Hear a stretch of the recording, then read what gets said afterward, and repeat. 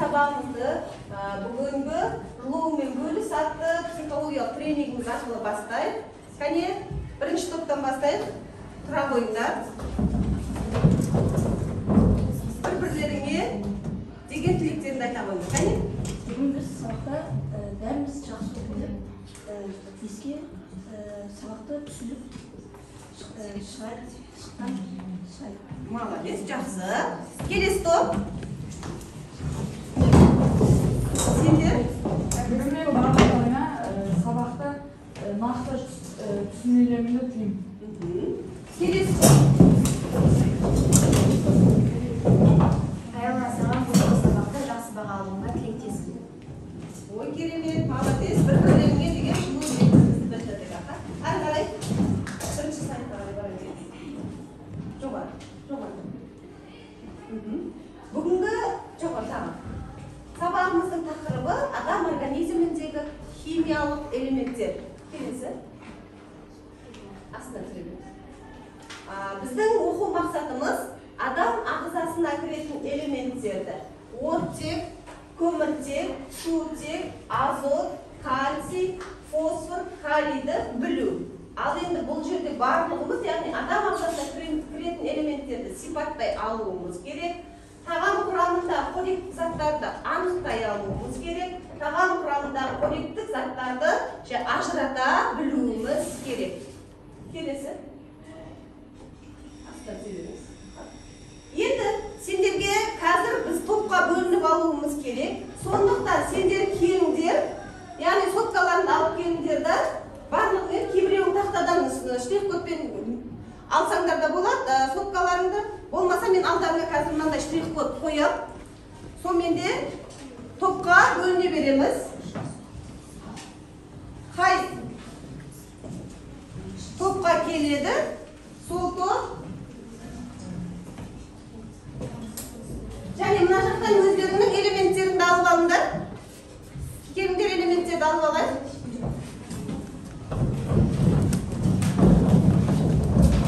Штрих-код арқылы қай топқа бөлінетіндері белгілі болады.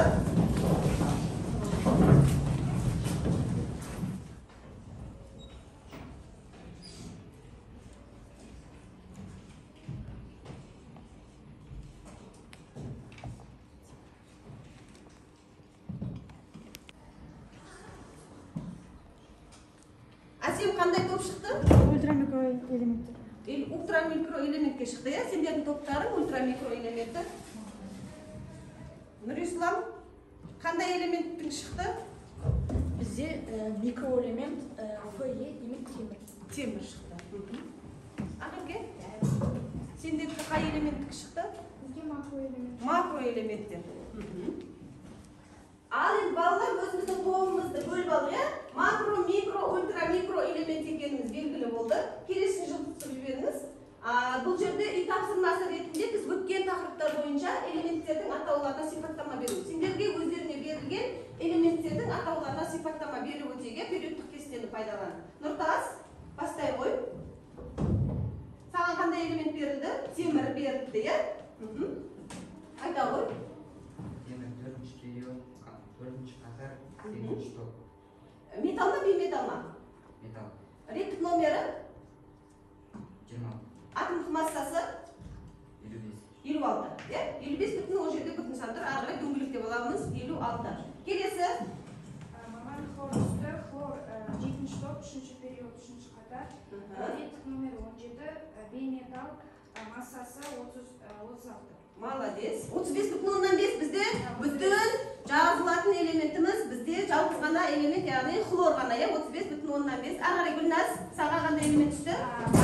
Деген элемент түсті. Оның 5-ші периодта, 7-ші қатарда, 7-ші топта. Ол бейметаллға жатады. Бейметалл, реттік номері? Реттік номері 53, атомдық номері 127. Атомдық номері 127. Ары қарай, мына топтан айтайық. Мына топтан тағы біреуіне сұрай салайық. Бағдаулет?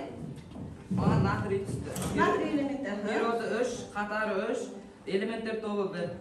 Тобы 1, реттік номері? 11. 11, атомдық массасы? 23-ке тең. Аяшан? Маған берілген элементтер бізде, яғни реттік реттік номері 37, массасы 85, периоды 5, қатары 6.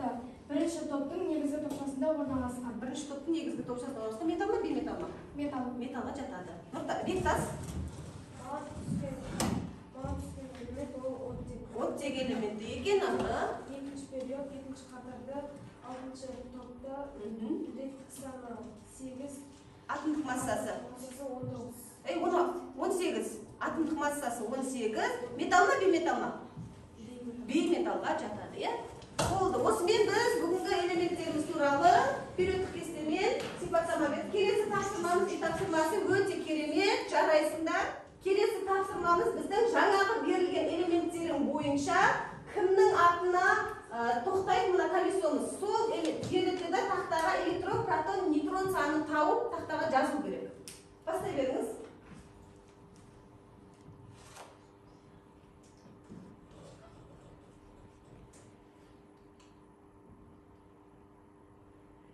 Нұрай, саған қандай элемент беріліп еді, сол элементіңді? Ванадий элементтің реттік номер, атомдық массасын біліп алып кету керек. Біліп кел, или болмаса кітапты алып бара бер. Кітапты қолдана бер. Келесіні айналдыра беріңіз.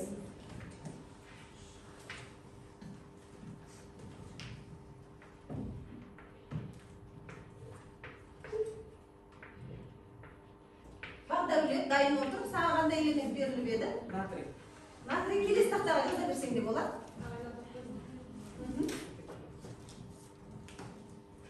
Ол өзі кітабымен шығарып, натрий екенін белгілі ғой. Нұрай тағы түсті. Басқасын тағы айналдырыңыз. Ағы тағы, жаза.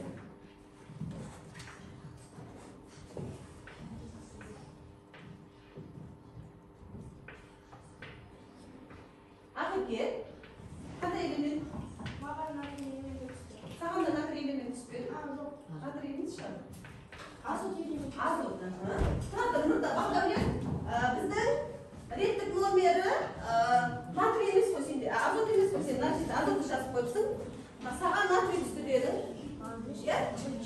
Ол жерде реттік номері және реттік номері неге сәйкес келетін еді?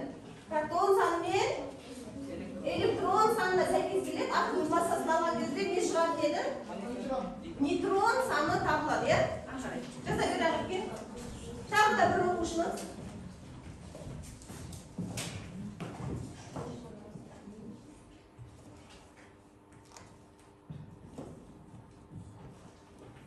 Сағындық. Келесі. Тағы бір айналдырып беріңіз.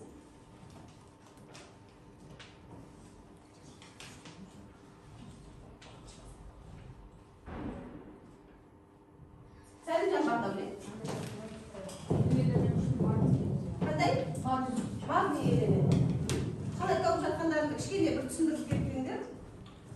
Бұл жерде біз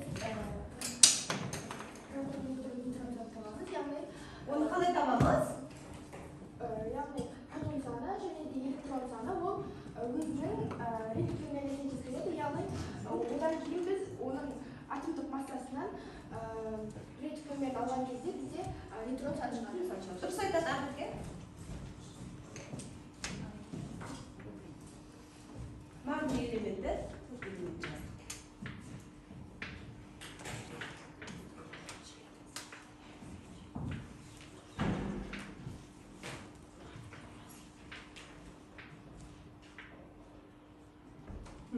Отыра ғой. 12. Дұрыс, е? Ал енді бүгінгі жаңа сабағымыздың видео материалы, яғни бикроним әдісі арқылы тапсырманы талқылау, яғни сендерге бірінші видео көріп алуымыз керек. Одан бұрын, осы видеоны көрмес бұрын, қазір мен тапсырма бермес бұрын, сендерге алдын ала бағалау парағын тарқатып қояйын. Бұл бағалау парағында сендерге әр тарау бойынша әр тапсырмалар берілді. Балдар, барлық шеттік балдар жазылып тұр. Сол тапсырмаға қарап, бағаларыңды қойып отырасыңдар, е? Қалғандарыңды алдарында тұр. Мынаяқтар өздерін тарқатып ала беріңдер. Видеоны қоя беріңіз. Өте күрделі тырнақзар. Бірақ оны зерттеу өте қызықты. Әр адам өзінің неден құралғанын білу керек. Мен сіздерді адам ағзасында қандай химия элементтер кездесетінін әсері қандай екенін білуге шақырамын. Мұқият Біздің тыңдап алайық. ағзамыздың қалыпты жұмыс істеуіне әртүрлі химия элементтер мен олардың 10 мыңға жуық қосылысы қажет. Олардың әрқайсысы біздің жасушаларымыз бен мүшелерімізде 40-қа жуық қоректік заттардан түзіледі. Оларға минералдар, майлар, нәрлілер мен қиынсулар жатады. Кейбір ғалымдардың сараптауынша, ағзаға түскен химиялық элементтердің әрқайсысы белгілі бір биологиялық қызметті орындайды. Ал ағзамызға химиялық элементтер азық-түлік пен ауыз су арқылы келіп түседі. Тіршілік заңы ағзада үнемі сапалы тұруын талап етеді. Адам ағзасы үшін шамамен 30 химиялық элементтің рөлі анық белгіленген. Оларсыз ол қалыпты өмір сүре алмайды. Бұл элементтерді өмірлік маңызды элементтер деп атайды. Мысалы, егер адамның салмағы 70 кг болса, онда ол 12,6 кг көміртектен. Мұқият тыңдаңдар, тапсырмаға тапсырма байланысты болады. 45,5 кг оттектен, 700 грамм фосфордан, 7 кг сутектен, 175 грамм күкірттен, 2,1 кг азоттан, 5 грамм темірден, 1,4 кг кальцийден, 100 грамм фтордан, 150 грамм натрийден, 3 грамм кремнийден, 100 грамм калийден, 0,1 грамм йодтан, 200 грамм магнийден, 0,5 грамм мышьяктан тұрады.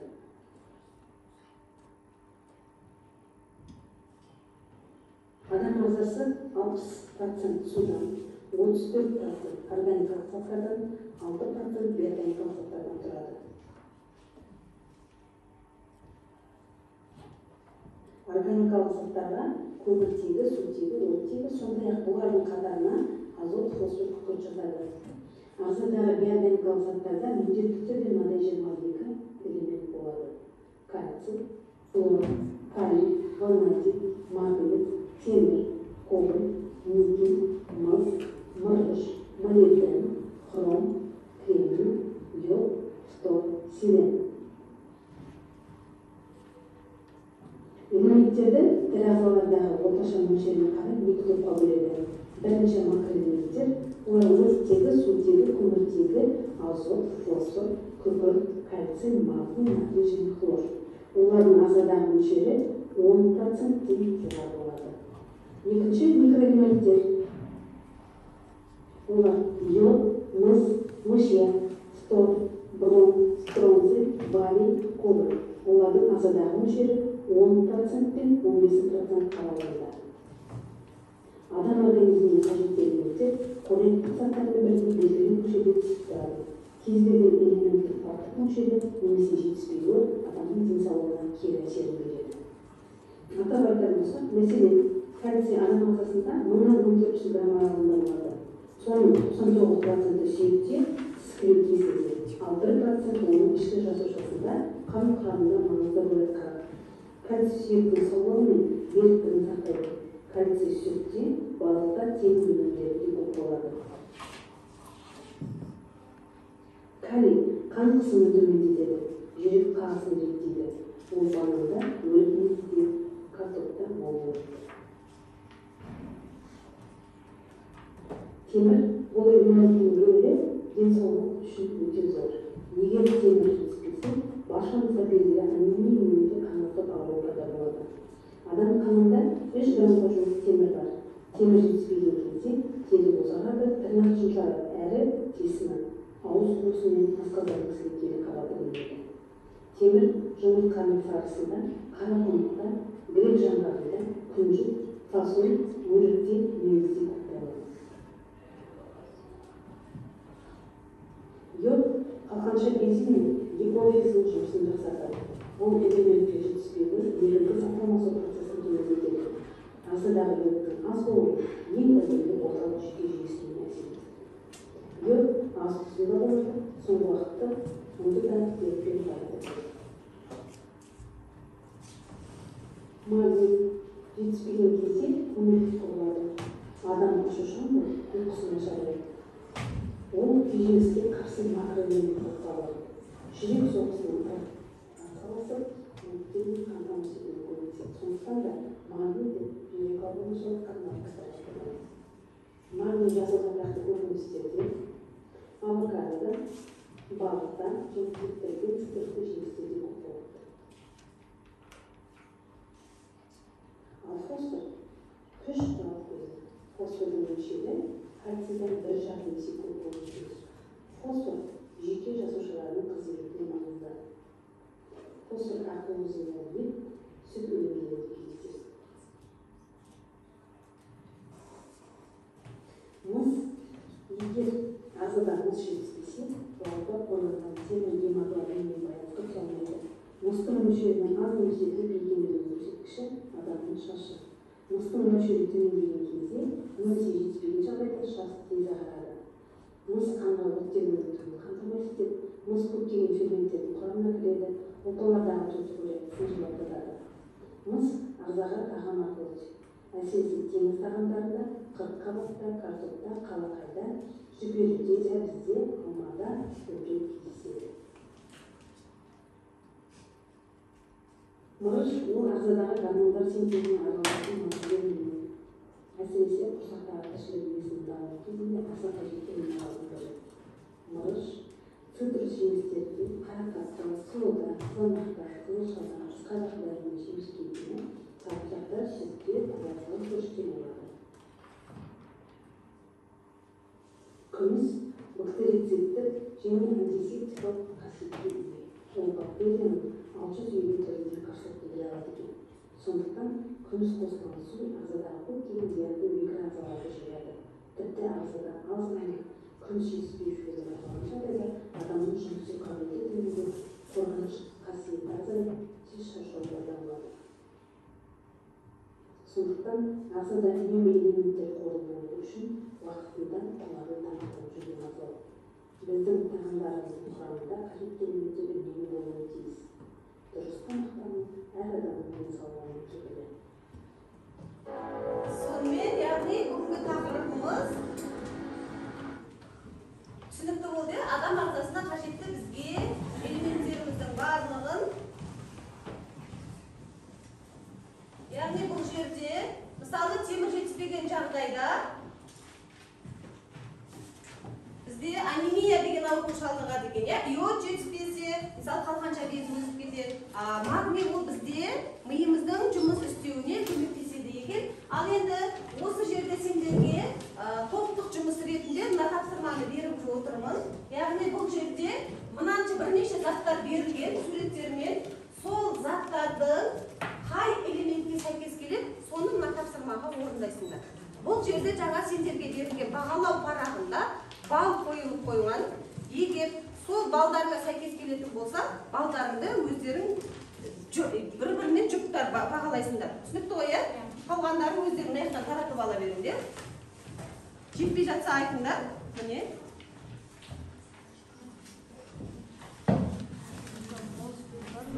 Алмада, қумада.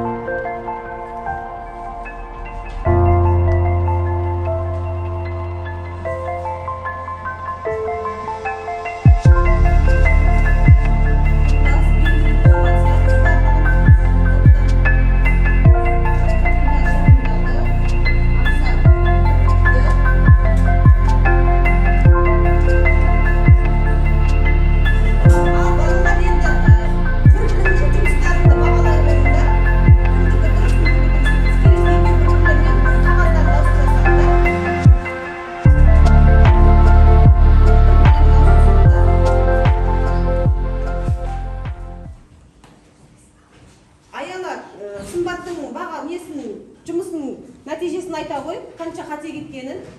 Бананда қандай элемент бар екен? бәрі дұрыс. Барлығы дұрыс па екен?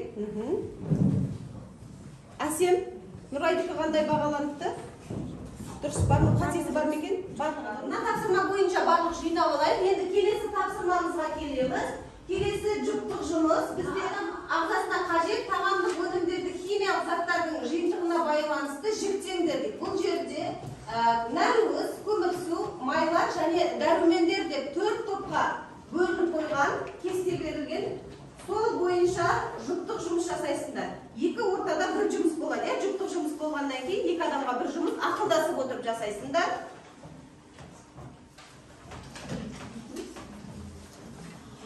Оның бағалануын жаңағы балдық кестелердің бағалау кестесіне бағаларыңды қойып отырсыңдар ғой, иә? Бұның бағалауы сендер жұптық жұмыс, бірақ бір-біріңді бағаламайсыңдар. Мына топқа кеп бересіңдер. Жұмыстарыңды қазір жинап алып, мына топқа береміз, сол топ бағалайды.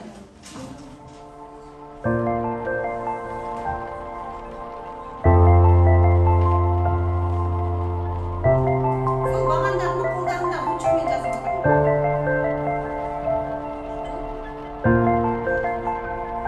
Бағанды жазсын. Бағанды жазасың. Нәруыздарға қайсы жатады? Сиырды жатады.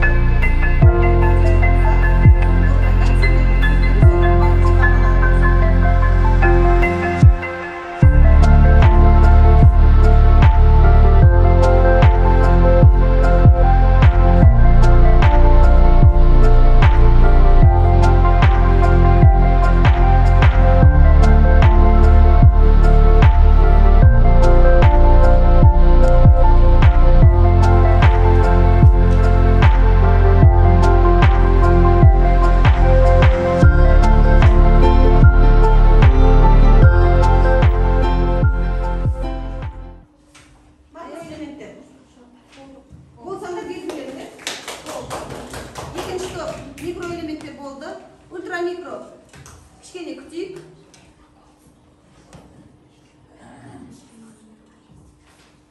Жауабын тақтаға шығара берейік ба? Болды па? Ультрамикроэлементтер тобы. Болды. Келесін бастасақ жауабын айттық. Ал салыстырып қарайық. Жұмыстарын қатеміз бар ма екен? Қатемізді дұрыстамаймыз, бірақ қатеміз дұрыстамаймыз. Маған жұмысты белгілеп беріңдер. Сендерге міне. Сендердікін қазір тексересіңдер оны. Әрқайсы жеке-жеке.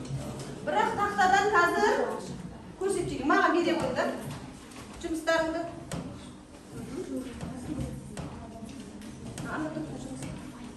Әке. Болды, ә? Міне сендер мұна жақсы бағалайсыңдар. Болды, ә? Ал енді қараңдар. Нәруыздарға не жатады екен? Ернұр айта ғой, нәруыздарға не жатады екен? Сиыр еті, сосын қара қымық жатады екен. Келесі, Мадина, көмірсуларға не жатады екен?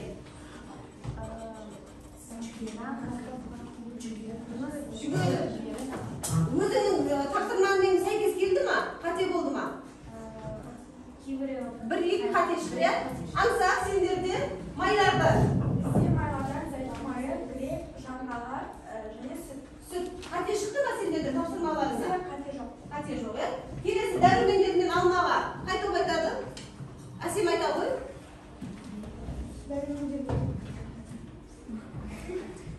Алма.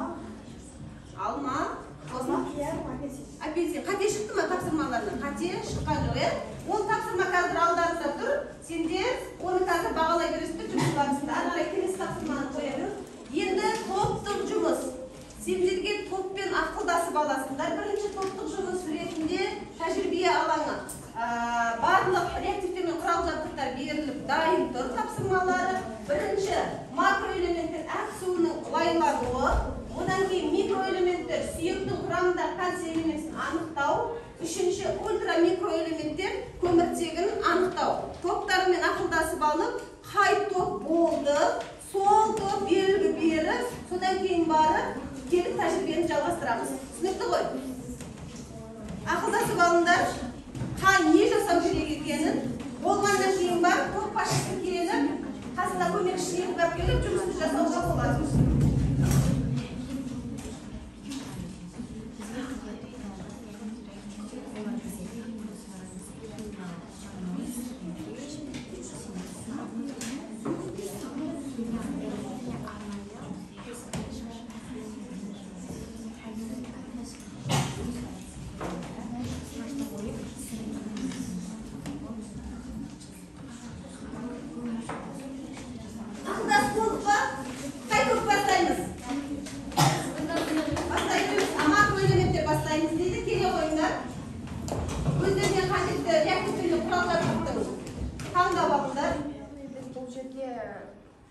ыдысымызға суды құямыз және де оның ішіне суларын құя қойыңдар.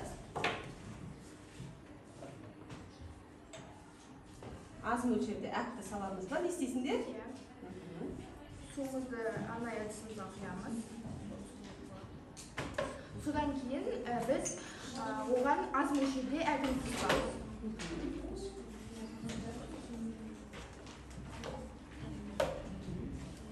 Содан соң әзіргеннен кейін суымызды лайлайтын боламыз. Ол үшін бізге арнайы түкше қажет болады. Ол бізде енді алдын ала дайындап қойған әк суы бар. Соны пайдалана отырып, біз суымызды лайлайтын боламыз. Лайлаймыз. Неге лайланады екен, соны түсіндіре қойыңдар сосын. Яғни бұл жерде көріп отқандарыңыздай әк су лайланды. Яғни біз әк суының ішіне, яғни өзіміздегі нені жіберді? Оттекті жіберген, көмір қышқылық газын жіберген кезде, яғни біздің әк суымыз әкпен араласып лайланды. Кальций карбонат пен көмір қышқыл реакцияға түсті де, әк суымыз бізде лайланды. Бірінші тәжірибе түсінікті болды ма? Микроэлементтер тобына берілген тапсырма сүйек құрамындағы кальций элементін анықтау, ал өздеріне қажетті реактивтер мен құрал жабдықтарды таңдап алды. Бізге бұл тәжірибе үшін сірке қышқылы, резеңке қолғап, химиялық прогноз, қолба және де қысқыш керек.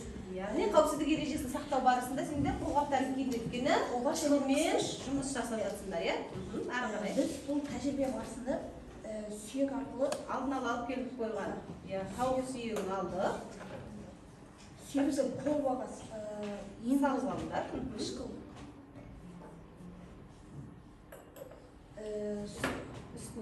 Үстіне сіріңке қышқылын қосу, сірке суын қосу арқылы біз сүйек құрамындағы кальций бар екенін анықтаймыз. Егер сүйекте кальций құрамы аз болса, ол иілгіш, сынғыш болып келеді. Соны қазір осы тәжірибе арқылы бақылап көреміз. Яғни біздің организміміздегі кальций элементі аз болса, бұл қышқылға түскеннен кейін сүйегіміз, оның құрамындағы кальций азаяды, сондықтан ол майысқыш, сынғыш, иілгіш келеді, көп сынғыш келетіні сондықтан. Келесі тәжірибемізге көшеміз. Дұрыс айтатын, молодец, жарайсыңдар. Ал енді үшінші соңғы тобымызға берілген ультрамикроэлементтер тобына берілген тапсырма көміртегіні анықтау. Яғни бізге алдымен химиялық подвес және ыдысы, сіріңке керек болады және арнайы кесілген шаш. Біз алдын ала кешіліп алған шаш арқылы біз көміртегіні анықтауымыз қажет. Яғни шашты өртейміз және абайлаңдар. Отпен жұмыс жасап жатырмыз.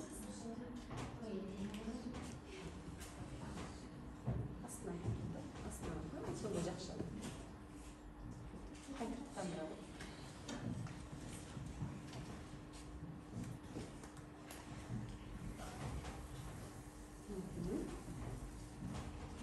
яғни шаштың өртенгенінен бізде не пайда болады? Көміртек пайда болады. Көміртек, яғни күйеміз бізде көміртек. Қазір өртеніп бітсін, сондықтан ары қарай айта бер. Және шаштың құрамында осы арқылы көміртек бары байқалады. Яғни күйе деген сөз бізде күйе бізде көміртектің бар екендігін көрсетеді, иә? Дұрыс. Ал енді топ бір-бірлеріңді бағалай қойыңдар. Бірінші, мына ультрамикроэлементтер, микроэлементтердің бағасын бере қойыңдар. Мен екінші топтың, яғни микроэлементтер тобының тәжірибесінен сүйекке кальций жетіспегендіктен оның сынғыш келетінін байқадым. Маған олардың тәжірибесі өте қатты ұнады. Смайлик жақсы, өте жақсы деген бағаны беріп. Келесі микроэлементтер тобы, макроэлементтер тобын бағалап кетіңдер, Гүлназ. Мен мына смайликті көрсеткен себебім, мен бұл топтан не үйрендің? Тәжірибесі жақсы шықты, және де мен аксонның ластануын көріп үйрендім. Келесі топ макроэлемент, ультрамикроэлемент тобына баға беремін. Элементтер тобының жандыру арқылы көміртектің пайда болуын Смайликіңді бір көрсете ғой. Күліп тұрған смайлик, яғни үйренді. Ал енді соңғы бекіту тапсырмасына жеттік, балалар. Тапсырмамызда микро, макро, ультрамикроэлементтер атауын және оның ағзадағы биологиялық қызметін сәйкестендіріңдер. Тапсырма. Тестте 1 минут уақыт беріледі. 1 минут уақыттың ішінде сәйкестендіріп, жауабын тақтамен айтамыз. Сосын жұмбақты қоямыз да сабағымызды қорытамыз. Бүгінгі тақырыптан не түсінгеніңіз бойынша. Тез. Ана жерде тапсырмалар көп қой. Жетпей қалғандар артығын бере қойыңдар. Міне бақтым, тағы да кімге жетпеді? Бақтым, бере қой. Бердің бе? Артығы ма сендерде тапсырма? Болды ма? Кімге жетпеді? Жетті ма?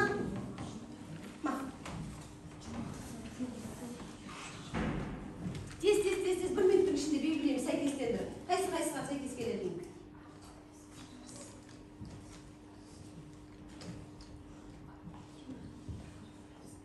Болсақ белгі береміз.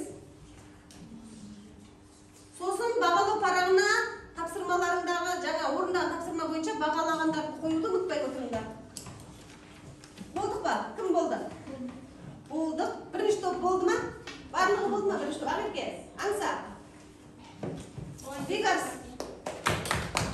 Екінші топ болып қойды. Келесі бірінші топ. Тез жылдамдатамыз. Бірінші топ. Ақерке болдың ба? Бастай бер. Жауабын шығара беріңіз. Екінші топ болды. Үшінші топ ультрамикро болды қой, болды. Жауабы. Яғни бірінші темеде ол жасушадағы газ алмасуды қажет ететін гемоглобиннің құрамына кіретін микроэлемент. Дұрыс. Келесі тапсырма. Аңса айта ғой. Йод бізде өмірлік маңызы бар элемент. Қалқанша бізде жиналады. Тапшылық езілсе түрлі ауруларға шалдықтырады. Яғни шаршау, түрлі жұқпалы ауруларды тез қабылдағыштық, белсіздік және ақыл ой кемістігіне әкеледі. Дұрыс. Енді алды деп жауабын неғып кетеміз. Тағы келесі микроэлементтер тобы. Үшінші тапсырманы айта қойыңдар. Фосфорға. Фосфорды академик Ферсман бұл элементті өмір және ой элементі деп атаған. Ағза бұлшық еті жиырылуына қажетті мида, бауырда, бүйректе және басқа мүшелерде жүретін биохимиялық үдерісті қуаттандыратын арқылы қосылысының құрамына кіреді. Соңғы кім айтады? Айтпағанын қош айтсын. Нұрдәулет оқи ғой. Натрий. Жасушада сәйкес қоя тапсырмаңмен. Сәйкес болды, ары оқиды. Жасушада қысымын тұрақтандырады. Балансты жүйке талшықтарының бойымен импульстардың жақсы жүруін реттейді. Барлық тапсырмамыз сәйкес келді ма? Бағалау парағына бағаларыңды қойып тастаңдар. Тез бағалау парағына бағамызды қойып тастаймыз. Бағалы ол жерде қанша балл берілгені тұр, сол балға сәйкес келе ме? Оған жауаптары сәйкес келмесе, бір балды төмендетулерің керек.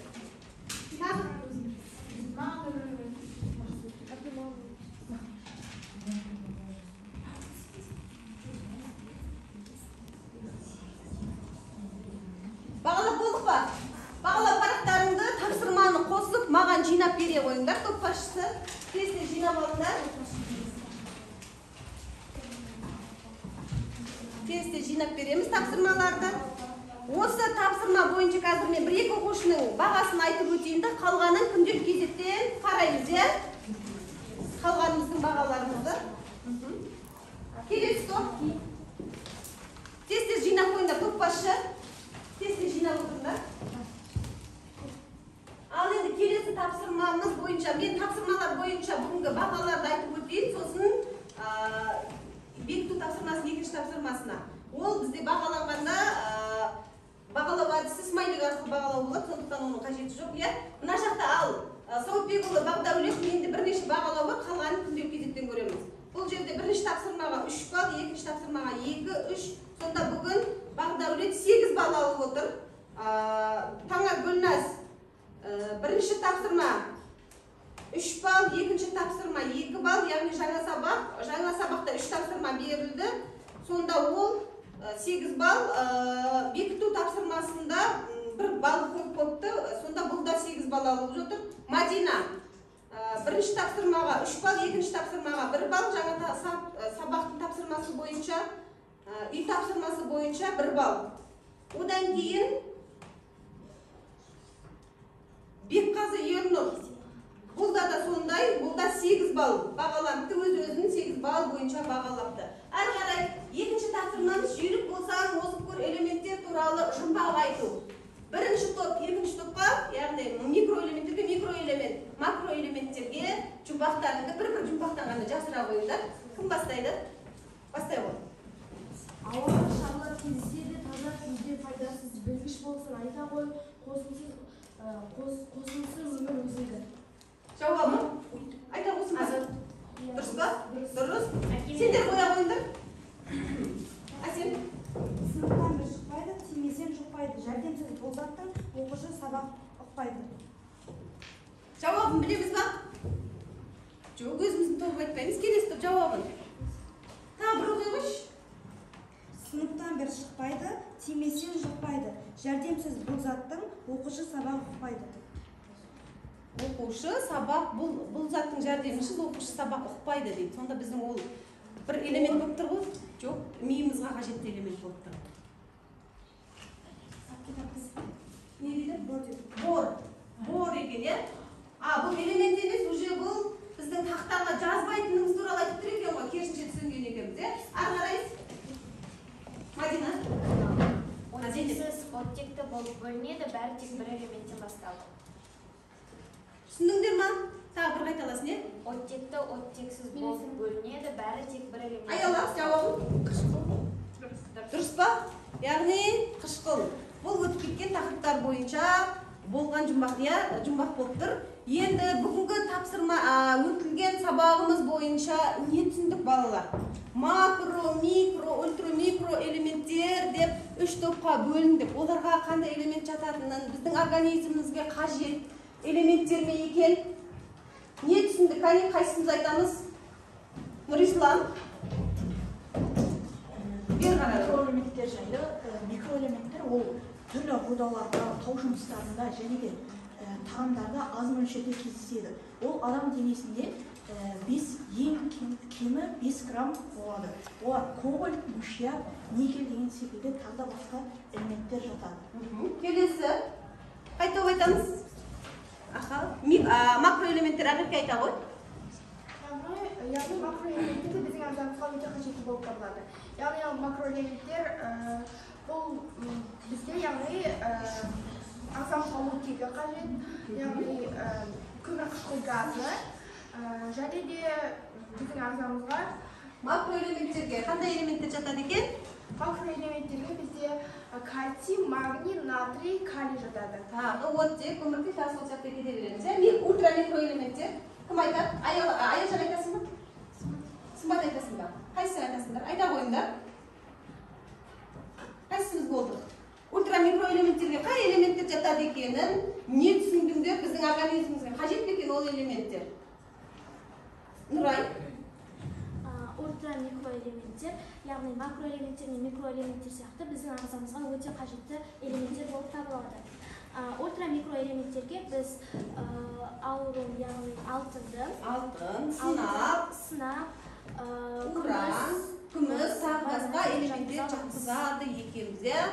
Сонда біздің организмімізге элементтердің барлығы қайдан келеді екен? Яғни тағамдардан келеді екен. Тағамдар арқылы біз сол элементтерді организмімізге қажет элементтерді алып отырамыз. Ол элементтер бізде энергия ретінде біз осы жүріп тұрып не істейміз? Жұмсайды екенбіз.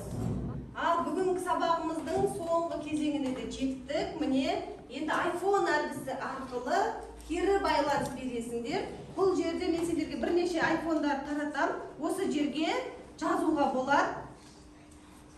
Осыған кері байланыс жазып, не түсінгендеріңді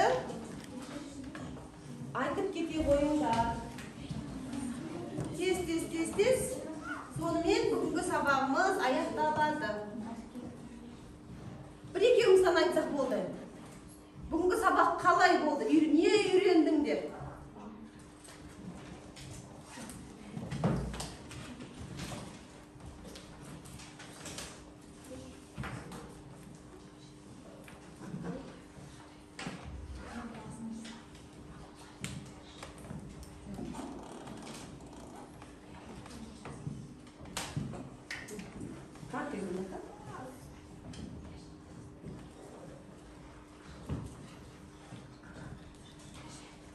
Болды ба? Жаздық па?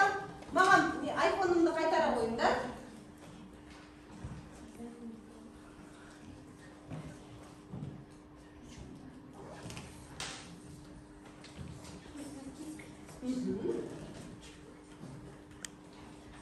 Сабақ ұнады ма бүгінгі? Бекбас бүгін сабақ керемет болды. Бірнеше тәжірибе алмасып, тәжірибе үйрендім депті. Әрі қарай әкеле ғой Ақерке. Нұрдәулет бүгінгі сабақта маған ұнағаны өте керемет түсінікті болды дейді. Ақерке бүгінгі сабақ маған ұнады, организмімізге оттек барын білдім дейді. Әлі бер қарай жинап бере бердік, ол топ басшы жинай қойды. Келесі. Мадинаға сабақ бүгін қатты ұнатты, тапсырмалар жүйелі орындалды дейді. Гүлназ.